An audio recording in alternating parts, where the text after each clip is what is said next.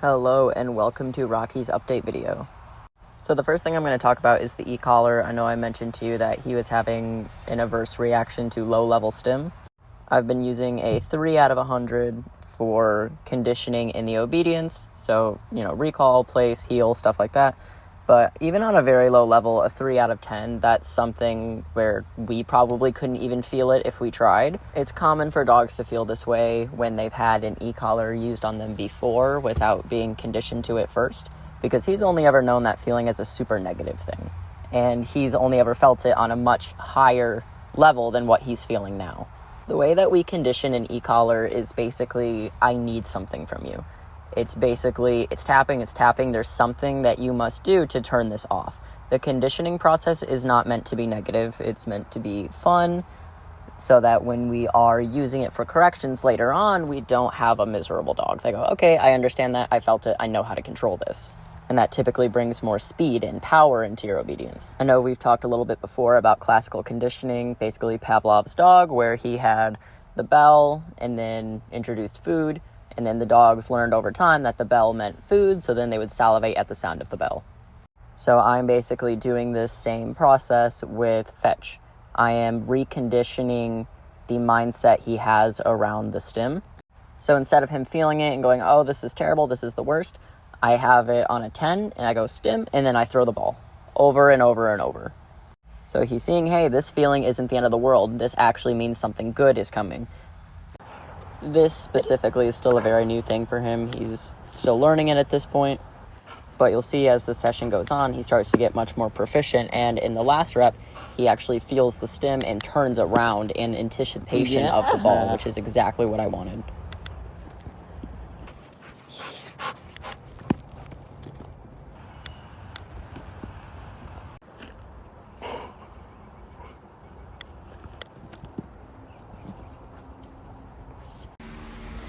So the first thing I really started working on obedience-wise with the e-collar is the recall, because it's fun, he loves it, it's one of his favorite behaviors, he gets to run back, It's great. So I've done multiple sessions, just e-collar recalls on a 3, low-level stuff. So on this first rep, you'll see him get stuck. He gets a little bit confused, he goes a little wide, he's like, where do I go? It's not turning off. Then he remembers, he comes back, it turns off. Good. Yes. Free. Rocky. Good. Good. Good. Free.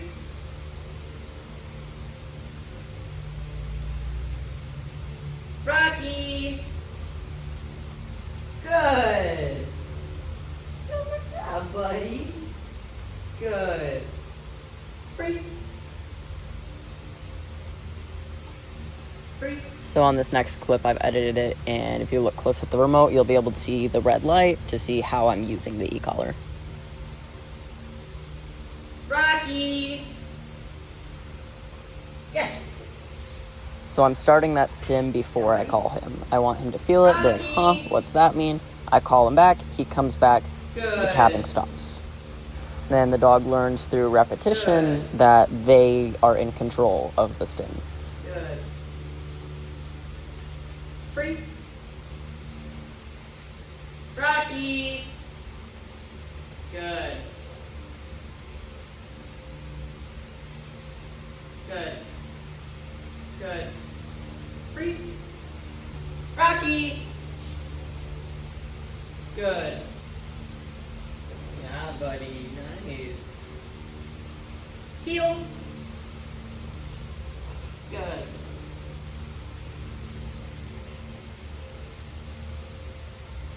Heel. Good. So you can see there, some stim was used. He's done a little bit of this with the healing.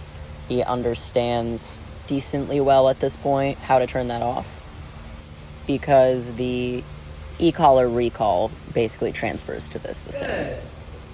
E-collar conditioning is the only phase in which I will repeat a command when they leave position instead of telling them no. Because again, he is a little e-collar sensitive. If I say no and then start applying some stim, he's probably going to get confused. He's going to go, hey, that sucks, I don't quite get it. So he's going to feel that feeling, and then I'm gonna tell him how to turn it off. So he really hasn't seen much e-collar down or sit stay yet, so there he felt the feeling and he got confused. He was like, what do you mean? Every time I feel the stim, you want me in heel position. He knows that from recall and from healing. So now I'm just helping him work through controlling the remote in a different context. He does know e-collar sent to place, but he's never seen stationary behavior e-collar. Good. Good. Free. Hey, buddy.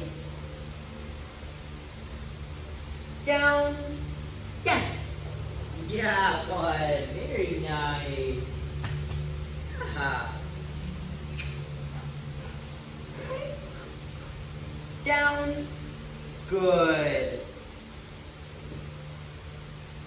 Good. So it's the same thing here. I'm starting the stim before I tell him what I want. Down. Because previously he's felt that feeling, he's been like, all right, heel. So now I'm getting him to work through it being something different. No. Down. Down. No. Down. Down. This is always a bit tricky for the dogs the first few times too, if they break a stay, because he's felt so much of that stim for a recall that he's like, you want me to come back to you. You want me to come back to you. But I don't want him to come back to me, so I bring him back to the same spot he was in, and I get him back in that down.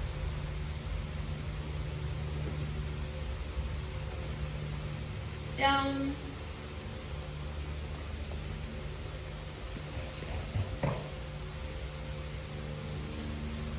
Good.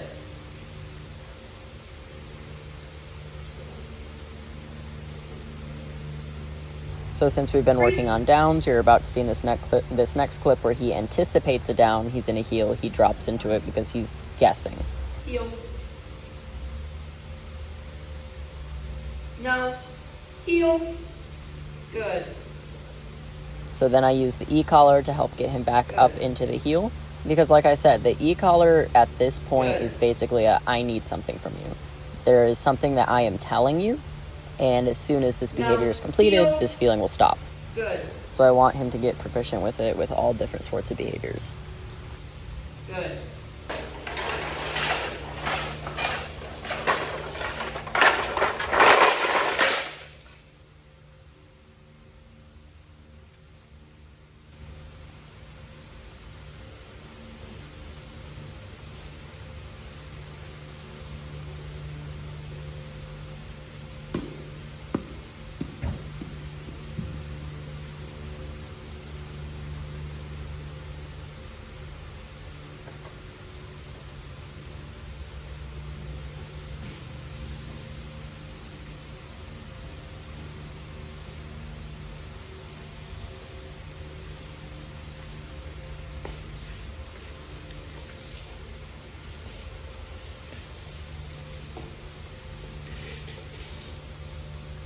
Good.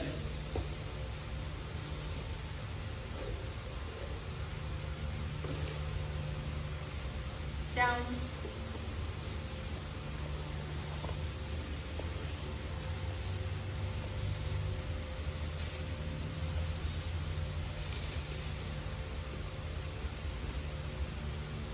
Free.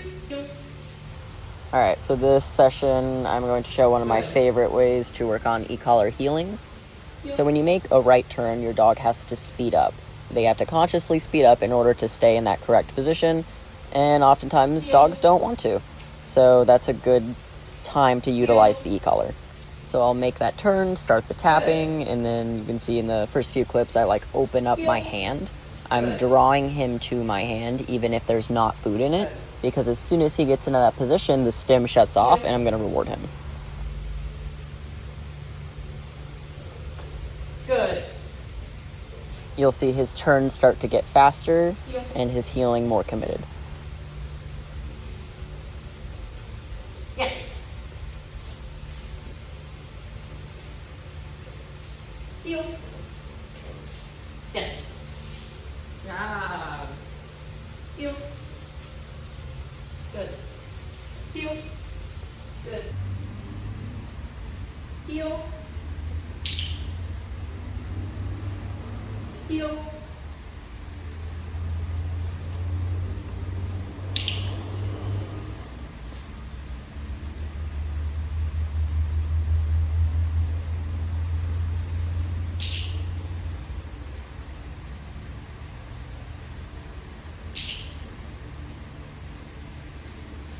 So again, when I'm working a finished dog, I typically do not remind them to heel.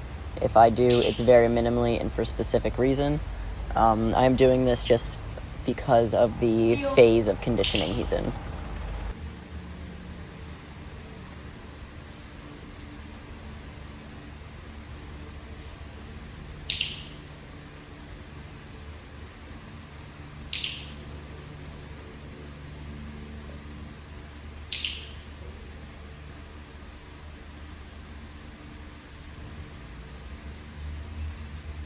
Heel.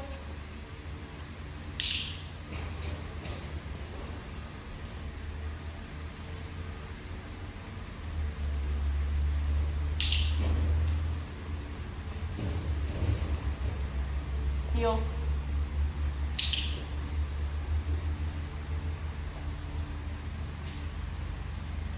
Heel.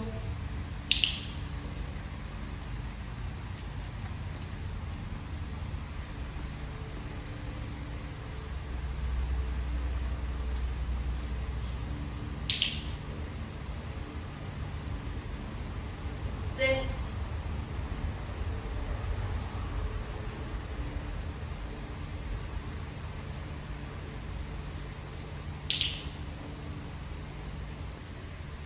Heel.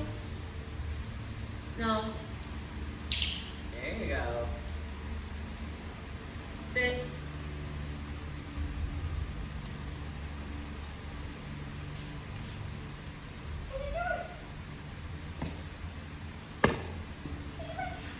Puppy. No. Sit. Very nice, buddy.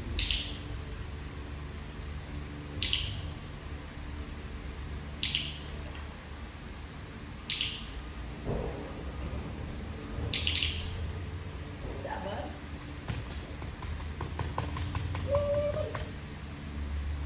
Rocky. Sit.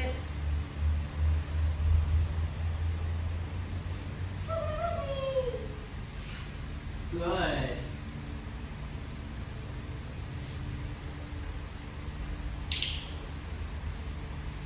Sit.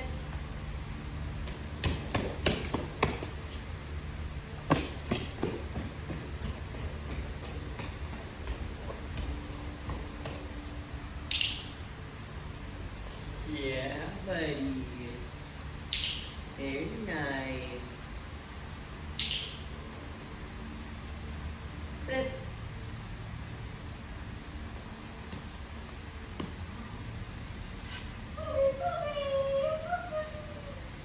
Oh, baby.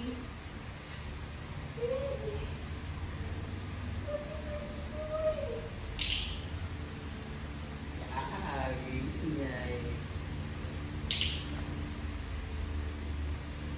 Free.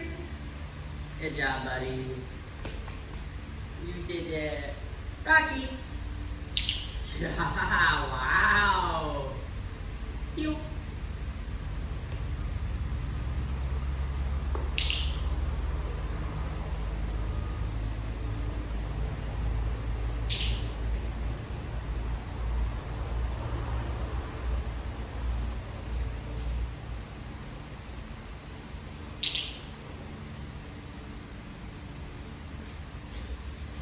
This was just a long, boring section of me trying to get him to break it down, but he wouldn't.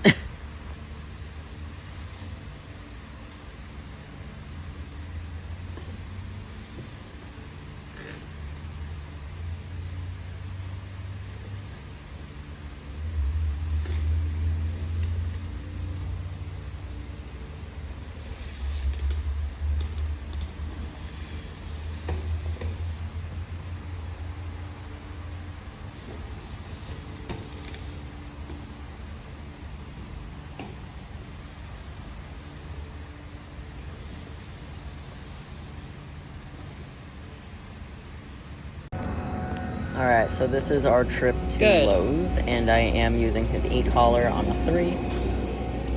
Good. Heel.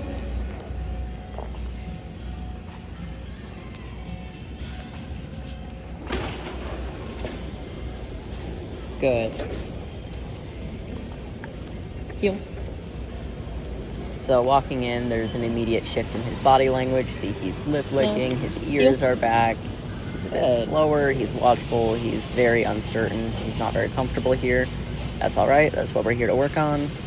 So I am basically using obedience, the joy he has for Good. obedience, the fun he has in the luring, and all stuff like that to help give him a sense of confidence.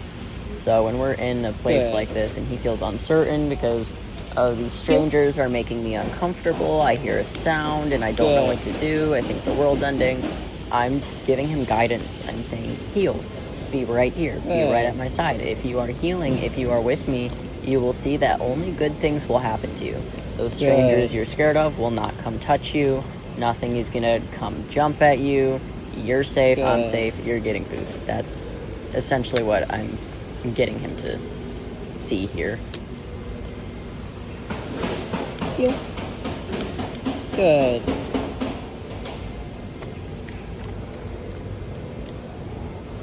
You'll notice I am really shoveling food into his mouth. I am feeding him a whole bunch because he's super uncertain. And he's definitely putting in a lot of work to stay in obedience and while still being super wary of things around him. So I'm just feeding him a whole bunch. Heel. No. Heel. Good.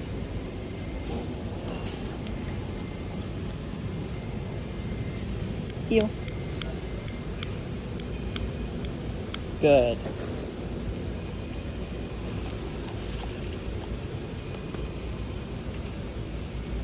Good. You know, sometimes when he's looking a little down, he's looking a little sad, I'll grab some food, I'll start running, praise him, do a little trot. Good. Getting him moving, keeping him active, and chasing something is going to help open him up a little bit. This is why I don't like when people have reactive dogs and they just put them in a sit, or they just put them in a down. They have all of these feelings, they're bottling up, they're, you know, trying not to explode. And you're telling them, sit there and stare at it. Sit there and do nothing. If we want the dog to be able to take their mind off of something, we have to give them something else that is engaging. If we're going to tell them what not to do, we have to tell them what they can do in a way that's fair.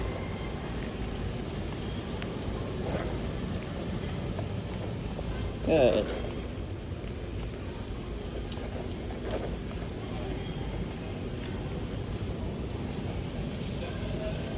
Good.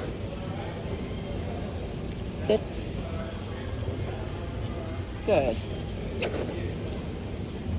So the entire time we're out in public, the entire time we're doing stuff like this, I'm like, me, eyes on me, focus on me, obedience, food, me. The longer he has to look at things, the longer he has to think about it. The longer he's sitting there staring at a person that's making him uncomfortable, the more he's building until he gets to the point that he's going to react. So I'm keeping him engaged, I'm keeping him working, so he's practicing his disengaging skills. So he sees a person that's making him uncomfortable. He's practicing coming back to me in obedience. He hears something that makes him scared. He's practicing refocusing. And at the same time, he's practicing recovery. You know, the more we show dogs how to respond to things like this, how to make pressure go away, how to feel better, the faster they'll recover. So something that could have completely shut him down a few weeks ago is now going to be something he can recover from much quicker. And he's able to do this because we've showed him the way. We've taught him coping skills. We've shown him how to handle these things. So when they pop up later on, he knows how to take care of it. Here, these strangers were talking to him, which is why I was reiterating the sit and really feeding him a whole bunch. I wanted him to not be concerned about it. Good. Good. His sensitivity and uncertainty is why I'm still using that tapping on a 3. I don't want to go up to a correction level, say no, and give him a high level stim right now. That's not going to make him feel better. What he needs Yeah. right now is that gentle guidance. And I know that he needs that because he responds to that well. Good. If the gentle tapping wasn't working for him, then I would go up. Heel.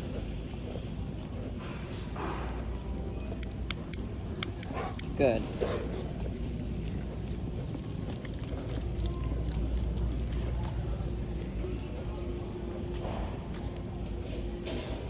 Good.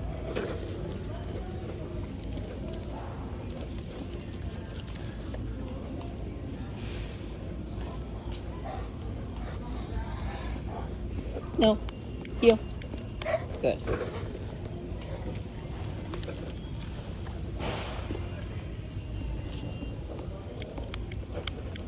Good. No. Heel. Good.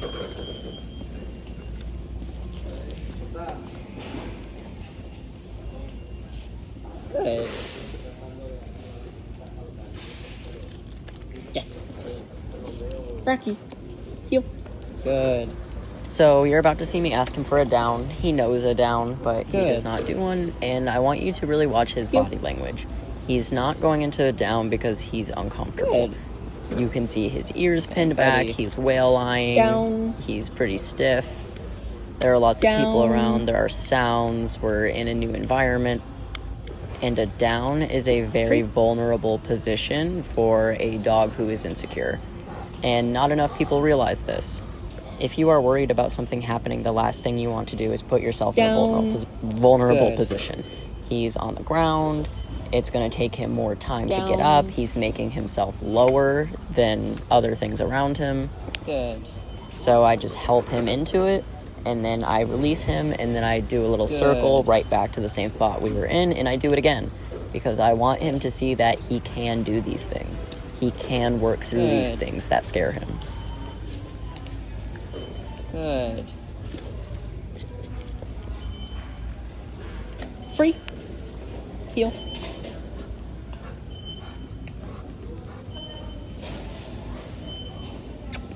Good. Sit. Good. So brave. Good.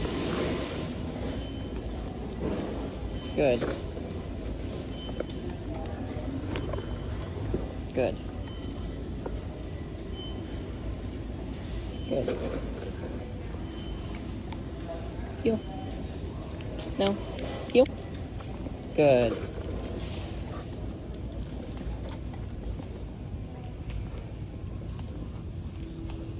Yeah, buddy. Good.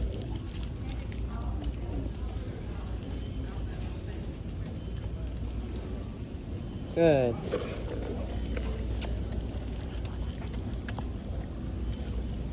Good.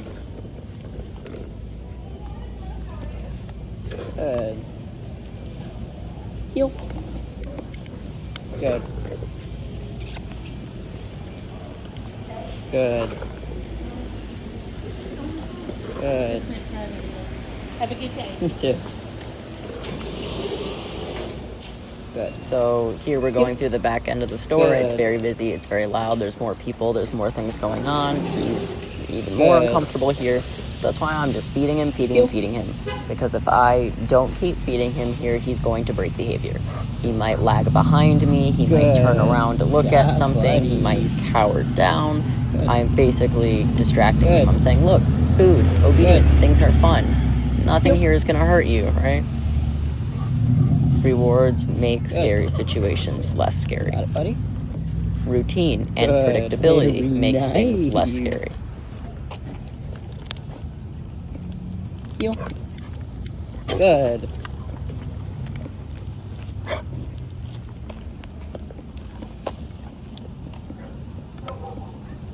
Good. Heel.